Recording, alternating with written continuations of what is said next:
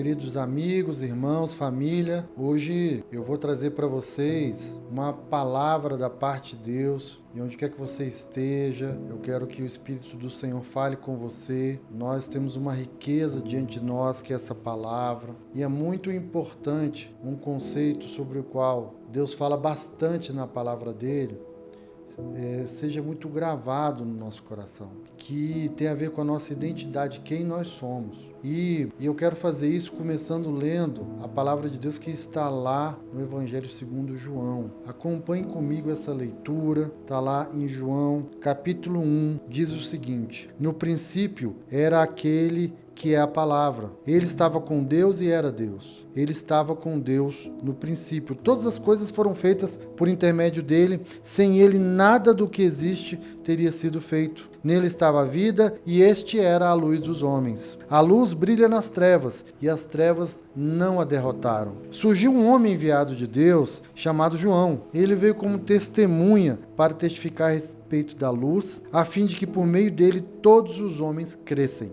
Ele próprio não era a luz, mas veio como a testemunha da luz. Estava chegando ao mundo a verdadeira luz que ilumina todos os homens. Aquele que é a palavra estava no mundo, e o mundo foi feito por intermédio dele, mas o mundo não o reconheceu. Veio para o que era seu, mas os seus não o receberam. Contudo, aos que o receberam, aos que creram no seu nome, deu-lhes o direito de se tornarem filhos de Deus. Aleluia. Eu quero falar sobre essa identidade que é ser filho de Deus e o que isso significa para nós. Certamente que durante esse ano nós tentamos mostrar que nós somos cidadãos do reino de Deus, que nós somos filhos de Deus, que Ele nos enxerga como Pai. Quem? Aqueles que receberam a verdadeira luz que veio ao mundo, Jesus Cristo. Essa identidade ela estava um pouco corrompida pelas trevas, desde lá da queda do pecado. Lembra do pecado de Adão e Eva? Pois bem, depois disso, no decorrer do tempo, essa identidade ficou um pouco perdida. E Jesus Cristo veio para deixar claro que Deus queria se apresentar para nós na figura de Pai. A Bíblia fala, infelizmente, que alguns os receberam, outros não receberam. E essa é a divisão que há entre toda a humanidade. Algumas pessoas receberam Jesus Cristo como seu Senhor e Salvador. Entregaram a sua vida para Ele. Sim, porque Ele só recebe a vida de quem entrega 100% dela para Ele. E esses receberam, por conseguinte, a filiação divina, se tornaram filhos de Deus. Sim, eu e você que decidimos receber a Jesus Cristo como nosso Senhor e Salvador, nós hoje temos paz com Deus. A Bíblia descreve que há pelo menos 3 tipos de paz. Primeiro é a paz com Deus, que veio a ser restabelecida através de Jesus Cristo. Paz com Deus é algo que só tem aquele que deixou de ser inimigo de Deus. E Jesus Cristo veio quebrar a inimizade que havia sido feita pelo pecado entre Deus e o homem e restabeleceu a paz desse relacionamento. Então, se você recebeu Jesus Cristo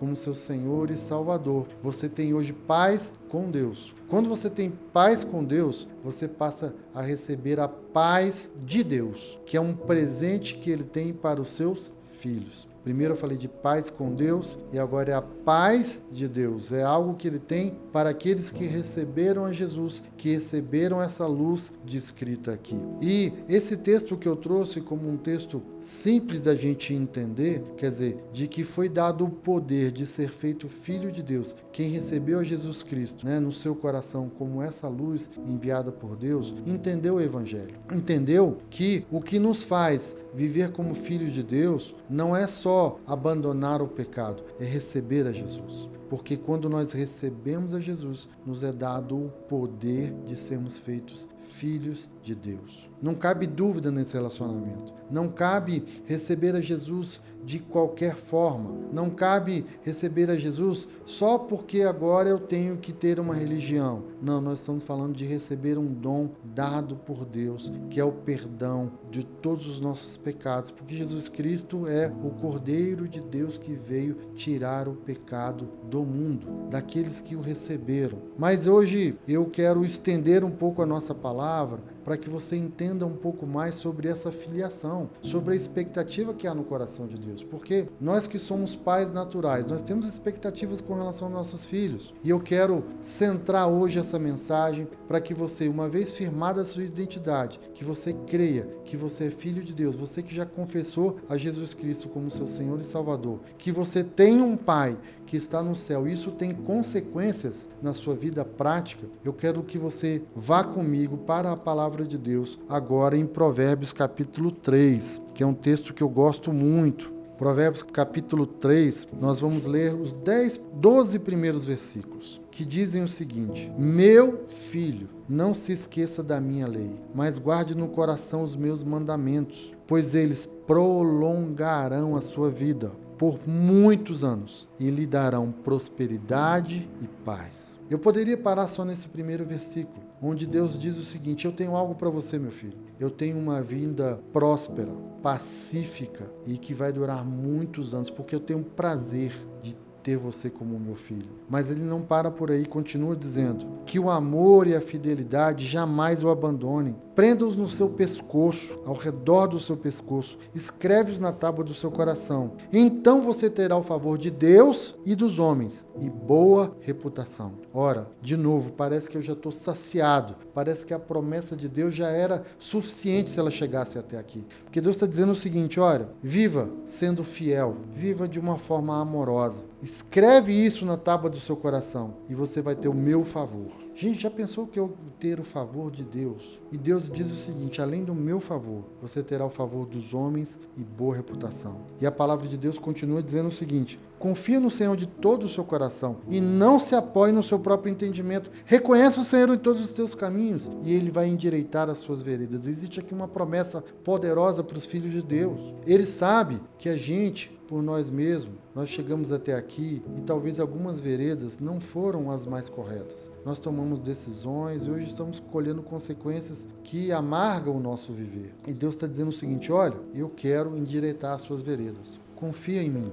Eu sou o seu pai. Eu tenho uma direção para a sua vida. E tudo isso tem que ver, meu irmão, com a nossa identidade, minha irmã. Tem a ver com nós sermos os filhos de Deus, a quem Deus ama graciosamente. Não tem a ver com o nosso merecimento, não tem a ver com o tanto que nós somos fiéis a Ele, se bem que é importante sermos fiéis a Deus, mas o que eu quero dizer é que existe um amor incondicional lançado da parte de Deus em direção a nós e nós precisamos desfrutar disso porque nós somos filhos de Deus. Continuando a leitura, o pai fala assim para o seu filho: não seja sábio aos seus próprios olhos, tema o Senhor e evita o mal. Isso lhe dará saúde ao corpo e vigor aos ossos. Honre o Senhor com todos os seus recursos e com os primeiros frutos de todas as suas plantações. E os seus celeiros, quase que eu enxergo Deus dizendo isso para um filho, sabe? Dizendo para nós: meu filho, os seus celeiros ficarão plenamente cheios e os seus barris transbordarão de vinho. Meu filho, não despreze a disciplina do Senhor, nem se magoe com a sua repreensão, pois o Senhor disciplina a quem ama, assim como o pai faz ao filho de quem deseja o bem. Meus irmãos, essa palavra é riquíssima e eu preciso que você se junte comigo na reflexão desse texto. Eu quero que você se aproprie desse relacionamento com Deus, um relacionamento de pai e filho. Deus é desejoso de compartilhar conosco aquilo que Ele tem para nós, de endireitar os nossos caminhos. É como se Ele estivesse dizendo: olha, eu sei que você errou, eu estava te vendo, mas olha, agora que você é meu filho, e eu enxergo isso pelas lentes de Jesus Cristo, eu quero que você desfrute de tudo aquilo que eu tenho para você. Ouve o meu conselho, evita o mal. Deus fala algo aqui tão importante a respeito de finanças. A nossa vida depende tanto de como nós conseguimos administrar bem as nossas finanças. A gente não pode negligenciar isso. Ele está dizendo: me honra com os recursos que eu estou te confiando. Sabe por quê? Porque eles são meus. E eu estou te entregando esses recursos para que você me honre. Sabe o que é honrar a Deus com os nossos recursos, meus irmãos? É colocar Deus num patamar de distinção. É tirar Ele do lugar comum. Sabe? É mostrar para as pessoas que estão ao nosso redor e para todo o mundo espiritual, que nós conseguimos colocar a Deus numa relevância maior do que o nosso prazer, do que o nosso senso comum, do que os nossos planos. Quando nós honramos ao Senhor com os nossos recursos, nós estamos dizendo assim: Deus, você está numa posição do mais alto destaque. Essa é uma linguagem que Deus entende. Deus está pedindo para ser honrado através dos nossos recursos e dos primeiros frutos das nossas plantações. Mas Ele não faz isso de qualquer jeito. Não é porque Deus está precisando disso. É porque Deus sabe que quando nós consagramos tudo que temos, tudo que o Senhor nos confiou a Ele, que é o dono, aí Ele pode trabalhar isso na nossa vida. E o desejo do coração de Deus é que os nossos celeiros sejam fartos, para que nós tenhamos para nós e para repartir para outras pessoas. Deus está falando como um pai fala a um filho: me honra com os teus recursos. Não me deixa para segundo plano. Não me trata como se eu fosse um qualquer. Eu quero usar os recursos que eu estou te entregando para que o meu nome, meu célebre, inconfundível nome seja exaltado. Eu quero que você faça parte disso, meu filho. E ele continua dizendo: meu filho, se precisar no meio do caminho, eu vou te disciplinar, eu vou te corrigir, eu vou mudar a sua rota, eu vou fazer com que você não passe por um novo ciclo sem antes ter sido aprovado no primeiro, porque eu sempre quero te confiar mais e mais e mais responsabilidades, mas também retornos, recompensas. Só que para isso, às vezes, eu vou precisar te corrigir, como um pai corrige um filho que quer bem, que ama. Às vezes, para nós, meus irmãos, a disciplina parece que é algo do diabo, parece que é algo do nosso inimigo. Não, nós precisamos olhar atentamente para a nossa vida e ver se não tem algo que de fato precisa ser corrigida. E Deus às vezes está falando mansamente conosco, através da sua palavra, através de uma pregação como essa, e Deus está querendo que nós venhamos a ter uma reflexão diante de uma disciplina, para que sejamos mais parecidos com eles e tenhamos resultados diferentes na nossa vida. Se tem um lugar que só vai ter filho de Deus, é o céu. Não, não é o cemitério. O céu só será ocupado por filhos de Deus, que primeiro receberam a Jesus Cristo como seu Senhor e Salvador, e com isso excluíram todos os outros falsos deuses, elegendo a Jesus como o único mediador entre Deus e os homens. Depois disso, nós fomos feitos filhos de Deus e nós estamos sendo chamados a desfrutar das promessas que há para um filho de Deus. Eu quero te fazer um convite. Pegue a sua Bíblia e pegue uma caneta e comece a sublinhar na sua Bíblia quais são as promessas que Deus tem para os seus filhos. Alguém poderia dizer: esse evangelho é muito fácil, é o evangelho da promessa. Não, eu quero dizer para você que a vida cristã, ela tem antes de tudo uma cruz. Quem não quiser perder a sua vida por conta do evangelho, não será digno dele. Leia lá, isso está em Mateus capítulo 10. Mas eu quero te dizer que todo aquele que tem paz com Deus recebe o galardão, a promessa que Deus prometeu. Todas as promessas de Deus serão cumpridas para mim e para você no tempo certo, na hora certa, no dia certo. Eu quero que você reconheça que a nossa dificuldade é se posicionar conforme a nossa identidade. A nossa dificuldade é nós vivermos como filhos de Deus. Nós às vezes esquecemos que tem um Pai que zela por nós e queremos dar o nosso próprio jeito. E ele fala isso daqui: não viva conforme o seu próprio entendimento. Confia no Senhor. Vou ler de novo esse versículo. Confie no Senhor de todo o seu coração e não se apoie em seu próprio entendimento. Reconheça o Senhor em todos os seus caminhos, ele continua dizendo. Meus irmãos, essa palavra, ela está indo direto para o seu coração, ela veio ao meu coração, para que a nossa identidade esteja firmada no senhorio de Jesus Cristo. A ele foi dada toda a autoridade nos céus e na terra. Não existe nada absolutamente que ele não possa fazer para que a promessa dele se cumpra na nossa vida. Mas ele está esperando que você se posicione como um filho, que esteja disposto a receber a disciplina de Deus, que se conforme não com esse mundo, mas com a sua palavra. Às vezes isso abre uma porta para que a gente abandone um passado onde nós éramos guiados pelos nossos prazeres, pela nossa inteligência, ou por aquilo que recebemos dos nossos pais. Sim, os nossos pais tentaram nos educar e nos direcionar conforme melhor lhes parecia, diz a palavra de Deus lá em Hebreus capítulo 11. Mas Deus, tem para nós uma disciplina que nos quer tornar santos, parecidos com Ele, perfeitos. Nós estamos nessa caminhada e provavelmente você que está nessa caminhada junto comigo já entendeu que nós precisamos do Espírito Santo, precisamos mesmo. Nós de nós mesmos, nós não conseguimos cumprir os nossos votos. Se depender de nós, a nossa identidade nunca será firmada, uma identidade de filho de Deus. Por isso, eu quero que você não ignore o papel importante do Espírito Santo, que é a pessoa do Deus vivo que veio habitar em nós. Muita gente diminui a figura do Espírito Santo na sua vida diária. É o querido Espírito de Deus que nos guia, que nos convence, que fala conosco,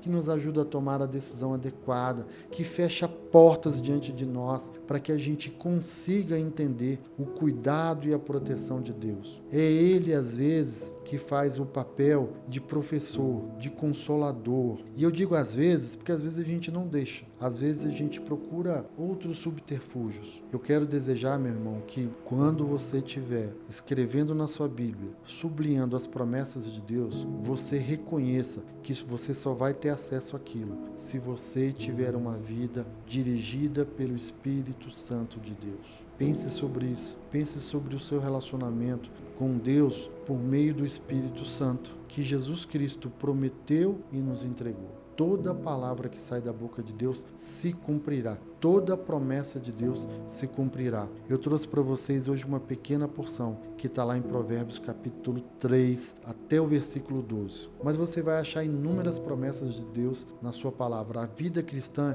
ela é rica porque Deus quis isso. Deus quis que tenhamos uma vida abundante por meio de Jesus Cristo. Termine um ano pensando nisso. Termine um ano cogitando sobre isso, sobre viver as promessas que Deus tem para a sua vida. Não a promessa que o pecado quer te dar. Não aquela promessa que um prazer momentâneo quer te dar. Não negocie com o pecado. Não negocie com esse mundo, com os prazeres desse mundo. Isso tudo vai passar. Deus tem algo especial para nós. Sei que você já experimentou isso em maior ou menor medida, mas eu quero te confiar a você viver um 2024 repleto da presença de Deus, encharcado pela palavra de Deus, sendo guiado com intimidade pelo Espírito Santo. Esse é o nosso desejo em nome de Jesus. Que Deus abençoe você através dessa palavra, para que você se aproprie das promessas do Senhor e diga: Senhor, eu quero viver isso. Talvez eu não estou vivendo isso, Senhor.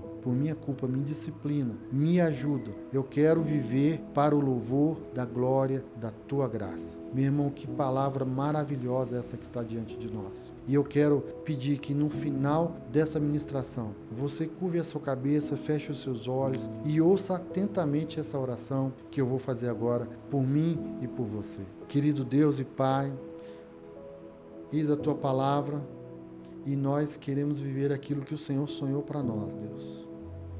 Senhor, que privilégio sermos filhos do Senhor e o nosso coração é grato por isso, Pai.